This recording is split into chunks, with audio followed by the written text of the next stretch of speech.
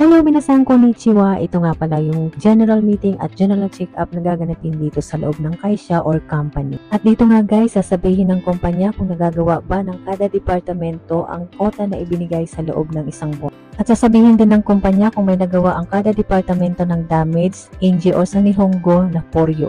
At karamihan nga ng mga workers dito sa loob ng kumpanya ay ibang lahi, foreigner, at sa Nihongo naman ay gaijin kung tawag. At para nga makasiguro ang kumpanya kung naiintindihan ng mga foreigner ang mga sinasabi nila, ay kumuha sila ng translator. At natuwa naman ako guys kasi hindi ko pa nga talaga maintindihan sa Nihongo ang mga sinasabi nila. Ang mga Pilipino kasi guys, kapag marunong ka mag-English, syempre English ang gagamitin sa iyo ng kumpanya. Kung marunong ka naman sa Nihongo, syempre gagamitan ka na lang ng Nihongo. At kung hindi ka marunong talaga sa dalawang yon, ay mapupunta ka talaga sa Tagalog. So natuwa naman ako guys kasi may Tagalog na at doon din guys sa mga ibang lahi na hindi rin marunong mag-Nihongo, binigyan din sila ng translator na kagaya ng lingwahe. At dito naman tayo guys sa general check-up ng kumpanya. At kung naka 6 months ka naman sa loob ng kumpanya ay bibigyan ka na nila ng general check-up at ang susunod niyan ay 1 taon or every year ka na mag-general. At ayun na nga guys, kukuhanan ka na nila ng blood, urine, stool, x-ray at sana nakatulong at nagkaroon kayo ng idea ng pagiging isang factory worker dito sa Japan.